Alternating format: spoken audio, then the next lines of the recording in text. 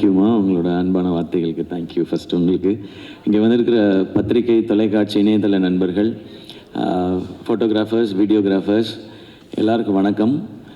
பராசக்தி டீமுக்கு என்னுடைய வணக்கம். இது தேங்க்ஸ் கிவிங் மீட். இந்த படத்துக்கு பர்டிகுலராக நன்றி சொல்கிறதுக்கு நிறையவே காரணங்கள் இருக்குது. அதில் முதல்ல இப்படி ஒரு 25th ஃபிலிம் அப்படின்னும் போது அந்த ஸ்பெஷல் ஃபிலிம் இப்படி ஒரு ஃபிலிமாக இருக்கணும்ன்ட்டு இந்த படத்தை இப்படி ஏற்படுத்தி கொடுத்த பராசக்தி என்டையர் டீமுக்கும், ஆகாஷ் பாஸ்கரனில் ப்ரொடியூசர் ஆகாஷ் பாஸ்கரனில் ஆரம்பிச்சு அண்ட் சுதா மேம்க்கு அண்ட் கூட நடித்தவங்களுக்கு, டெக்னீஷியன்ஸ்க்கு எல்லாருக்கும் ரொம்ப ரொம்ப நன்றி. சுதா மேம் வந்து இந்த ஸ்டோரி சொல்லும்போது இது ஃபஸ்ட்டு கேட்கும்போது எனக்கு தோணுனது இது ரொம்ப இன்ஸ்பைரிங்கான கதைன்னு தோணுச்சு. இன்னொன்று எனக்கு 2 வாய்ப்பு இந்த படத்துக்குள்ளே இருக்கதா நான் ஃபீல் பண்ணேன்.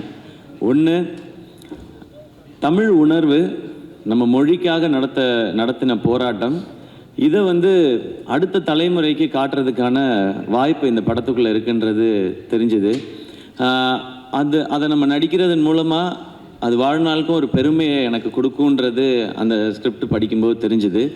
இன்னொன்று, நடிகனா, ஏன்னா என்னுடைய வேலை அதுதான், ஒரு நடிகனா நிறைய சவால்கள் இருக்குது இந்த கதைக்குள்ளே, நடிக்கிறதுக்கு நிறைய ஸ்கோப் இருக்குது. ஸோ நம்மளை ஒரு நடிகனாக மேம்படுத்திக்கிறதுக்கான வாய்ப்பும் இந்த கதையில் இருக்க தான் நான் உணர்ந்தேன். அதுதான் மிக முக்கியமான காரணம் இந்த படம் பண்ணணும்னு நினச்சதுக்கு.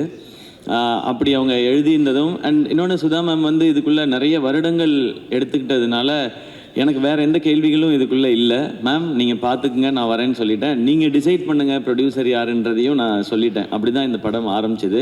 ஏன்னா இந்த கதையை ஒரு சினிமாவாக்குறதுன்றது ரொம்ப ரொம்ப கஷ்டம். ஏன்னா இது ஆக்சுவலாக ஸ்கிரிப்ட் பண்ணும்போது சினிமாட்டிக் லிபர்ட்டி எடுத்துக்கிட்டோம். அது இந்த முன்னாடியே சொல்லியிருப்போம். இது அப்படியே இருக்கிறது எல்லாமே அப்படியே நிஜம்ன்றது இல்லை. உண்மை சம்பவங்களை அடிப்படையாக வச்சு ஒரு சினிமாக்குன்னு ஒன்று பண்ணணும். ஏன்னா இது பெரிய இதில் ஒரு வணிகமும் இருக்குன்றதுனால எல்லாரும் பார்க்கணும் இதில். ஆனால் அதே டைமில் ரொம்ப சினிமாவாக்கிட்டால் இன்டென்சிட்டி குறைஞ்சிரும். ரொம்ப இன்டென்ஸ் ஆக்கிட்டால் அது ஒரு குறிப்பிட்ட ஏஜ் குரூப் மட்டும் பார்க்குற படமாக மாறிடும். இந்த சவால் தான் மொத்த டீமுக்குமே இருந்தது. இதுதான் ஆடியன்ஸ்கிட்ட ப்ரெசென்ட் பண்ணும்போதும் இருந்தது. ஏன்னா இன்றைக்கி இருக்கிற ஜென்சின்னு நம்ம சொல்கிறோம், அவங்களுக்கு இதை பற்றி நிறையா தெரிஞ்சிருக்கிறதுக்கான வாய்ப்பு இல்லை.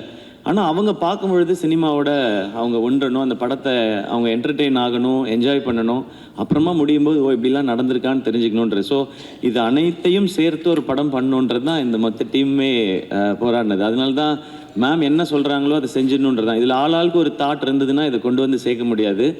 அண்ட்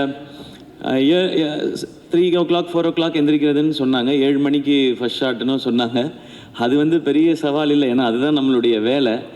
இந்த டைமுக்கு வரணும்னு சொன்ன டைரக்டர் என்ன டைமுக்கு வர சொல்கிறாங்களோ அந்த டைமுக்கு போய் இதுக்கு முன்னாடியும் அப்படி தான் பழகியிருக்கேன் மேம். அதனால் இது எனக்கு புதுசாக இல்லை. அண்ட் மானிட்டர் பார்க்க மாட்டேன்னு சொன்னாங்க. அது டாக்டர்லேருந்து பழக்கப்படுத்திக்கிட்டேன் நான். ஏன்னா ஒரு வருஷமோ 2 வருஷமோ டேரக்டர்ஸ் உட்காந்து எழுதி என் கேரக்டர் இப்படி இருக்கணும்னு யோசிச்சிடுறாங்க. அவங்க யோசித்து எடுக்கும்போது அவங்களுக்கு தெரியும் அது கரெக்டாக இல்லையான்னு சொல்லி. டேரக்டர் ஓகேன்னு சொன்னால் எனக்கு அது ஓகே, இல்லைன்னா அது நாட் ஓகே, அவ்வளோதான் என் மைண்டில் இருக்குது. நான் போய் மானிட்டர் பார்க்குறதே இல்லை. நான் டைரக்டர்ஸை நம்பி தான் இப்போ பண்ணிகிட்ருக்கேன். அதுக்கு முன்னாடி நம்ம கதைகள் என்ன டவுட்ஸ் வேணாலும் கேட்டுக்கலாம். ஷூட் போகிறதுக்கு முன்னாடி ஷூட் போயிட்டோன்னா டைரக்டர்கிட்ட சரண்டர் ஆகிடணுன்றது தான் இப்போ நான் பழகிக்கிட்டது. அது என்னை இன்னும் ஒரு நல்ல ஆக்டராக மாற்றிட்டு இருக்கு. ஸோ இன்னுமே அதை கண்டினியூ பண்ணணுன்னு நினைக்கிறேன். அண்ட் அடுத்து மிக முக்கியமாக இந்த தேங்க்ஸ் சொல்ல வேண்டியது பத்திரிகை ஊடகத்தில் இருக்கிற நண்பர்களுக்கு. இது என்னுடைய 25வது படம். ப்ரெஸ் மீடியாவிலேருந்து இவ்வளவு அப்ரிசியேஷன்ஸ் இது வரைக்கும் எனக்கு வந்ததில்லை. அதுக்கு ரொம்ப ரொம்ப பெரிய நன்றி. ஏன் நீங்கள் சொல்கிறது ரொம்ப முக்கியம்னு சொல்லிடுறேன். நீங்கள் அன்றாடம் செய்திகளை சேகரிக்கிறதும் மக்கள்கிட்ட கொண்டு போய் சேர்க்குறதுன்றத உங்களுடைய முழு நேர பணியாக வச்சுருக்கிறீங்க. ஸோ இதுக்குள்ளே இருக்கிற சரி தவறு நல்லது கெட்டது அனைத்தும் உங்களுக்கு தெரியும். அப்போ இதுக்குள்ளே இருக்கிற சவால்கள் இன்னும் அதிகமாகவே உங்களுக்கு தெரியும். அதில் இப்படி ஒரு பெர்ஃபார்மன்ஸ்க்கான ஒரு அப்ரிசியேஷன் உங்கள்கிட்ட வரும்பொழுது அது ரொம்ப ரொம்ப ஸ்பெஷலாக இருக்குது. உங்களுடைய அனுபவம் ஒட்டுமொத்தத்தையும் சேர்த்து நீங்கள் என்னை அப்ரிஷியேட் பண்ணும்போது அது நீங்கள் கொடுக்குற ஒரு விருதாக நான் நினைக்கிறேன். ஸோ மீண்டும் ஒரு முறை பத்திரிகை ஊடகத்துறையில் இருக்கிற நண்பர்கள், என்னுடைய அண்ணன்கள், அக்காக்கள், தங்கச்சிகள், தம்பிகள் அனைவருக்கும் என்னுடைய நன்றி. ஏன்னா டெய்லி எனக்கு phone calls, voice notes, messages வந்துகிட்டே இருக்குது. என்னை அப்ரிஷியேட் பண்ணுறது மட்டும் இல்லாமல் அவங்களுடைய பேஜஸில் இந்த படத்தை பற்றின அவங்கவுங்களுடைய கருத்துக்களையும் பதிவு பண்ணிகிட்டே இருக்கிறாங்க. அதுக்கு ரொம்ப ரொம்ப பெரிய நன்றி. அது பெரிய சப்போர்ட் இந்த படத்துக்கு. அடுத்து மிக முக்கியமான நன்றி மக்களுக்கு. ஏன்னா நான் சொன்னேன் இல்லையா, இது எந்த ஏஜ் குரூப்புக்கான படம்ன்றதை ஃபிக்ஸ் பண்ணி பண்ண முடியாது, எல்லாருக்கும் போய் சேரணும்.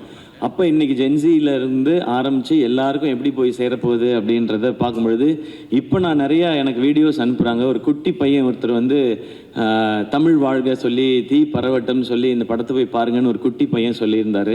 அதே மாதிரி இந்த போராட்டத்தில் கலந்துக்கிட்டு இருந்த ஒரு பெரியவர் ஒருத்தர், அவர் வந்து வீடியோவில் சொல்லியிருந்தார், நாங்கள் இதுக்குள்ளே இருந்தோன்னு எமோஷ்னல் ஆகி. ஸோ இந்த படம் எப்படி எல்லாரையும் போய் சேரணும்னு நினச்சோமோ அந்த மாதிரி போய் சேர்ந்துருக்கு நான் நம்புகிறேன். ஸோ மக்கள் அனைவருக்கும் இந்த படத்தினுடைய இதனுடைய அடிப்படை என்ன, எதுக்காக இது எடுக்கப்படுதுன்னு எங்களுடைய இன்டென்ஷனை உணர்ந்து இந்த படத்தை தேட்டரில் பார்த்து சப்போர்ட் பண்ணுற எல்லாருக்கும் ரொம்ப ரொம்ப பெரிய நன்றி. ஏன்னா இந்த படம் முதல்ல எல்லாருக்கும் போய் சேர்றது தான் முதல் வெற்றின்னு நினைக்கிறேன். அது நடந்திருக்கு, அதுக்கு ரொம்ப மகிழ்ச்சி. இரண்டாவது முக்கியமான வெற்றி, இதுக்கு காசு போட்ட தயாரிப்பாளர், அது சம்மந்தப்பட்ட வணிகத்தில் இன்வால்வ் ஆகிருக்க எல்லாருக்கும் எங்களுக்கு லாபம்னு சொல்லி மேடையில் சொல்கிறாங்க.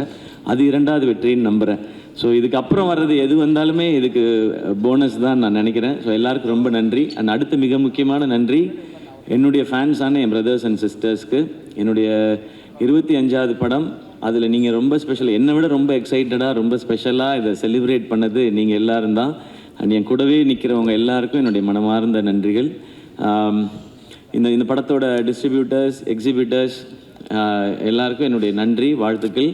அடுத்து பொங்கல் ஹாலிடேஸ் வருது. ஸோ இன்னும் நிறைய மக்கள் இதை போய் தேட்டரில் பார்க்க போகிறாங்கன்ற அந்த எக்ஸைட்மெண்ட்டோடு இருக்கேன். இதுக்குள்ளேருந்து இதெல்லாம் இப்படி இருந்திருக்கலாம்னு வர்ற நல்ல பாசிட்டிவ் ஃபீட்பேக்ஸ் எல்லாத்தையுமே நாங்கள் ஒரு பக்கம் கலெக்ட் பண்ணிட்டு தான் இருக்கிறோம்.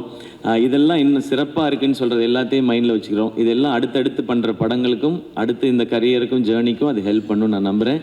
மீண்டும் ஒரு முறை இந்த பராசக்தியை ரொம்ப ஸ்பெஷலாக மாற்றின அத்தனை பேருக்கும் என்னுடைய மனமார்ந்த நன்றிகள்.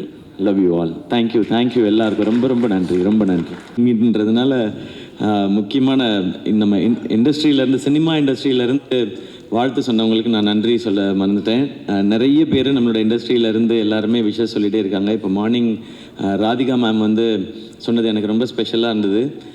படம் சூப்பர் அப்படின்னு சொல்லிட்டு அவங்க ஒரு லைன் சொன்னாங்க, every film you are improving, நீங்கள் என்ன ஒரு டெரிஃபிக் ஆக்டரை நோக்கி போயிட்டுருக்கீங்க. நாங்கள் தேங்க்யூ ஸோ மச் மேம்.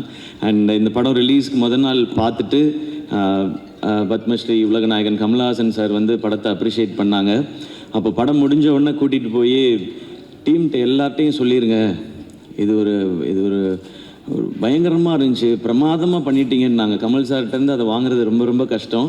அவங்க இன்னும் ஒரு 5 நிமிஷம் எக்ஸ்பிளைன் பண்ணி பேசினாங்க. அமரனுக்கும் அவங்க இவ்வளோ 5 மினிட்ஸ்லாம் பேசலை, 2 மினிட்ஸ் 3 மினிட்ஸ் தான் பேசினாங்க. பட் இந்த படத்துக்கு அவ்வளோ நேரம் பேசினாங்க. So thank you so much Kamal sir. And நேற்று காலையில் சூப்பர் ஸ்டார் என்னுடைய தலைவர் ரஜினிகாந்த் சார் கால் பண்ணாங்க. கால் பண்ணிவிட்டு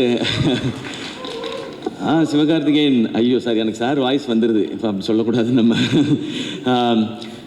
very bold movie, super second ஹாஃப்னு சொல்லிட்டு ரொம்ப போல்ட் மூவி, ஃபென்டாஸ்டிக்காக பெர்ஃபார்ம் பண்ணியிருக்கீங்கன்னு சொன்னாங்க. இந்த மாதிரி இண்டஸ்ட்ரியிலேருந்து நிறைய ஃபோன் கால்ஸ், விஷஸ் வந்துகிட்டே இருக்கு. அவங்க எல்லாருக்கும் ரொம்ப ரொம்ப பெரிய நன்றி.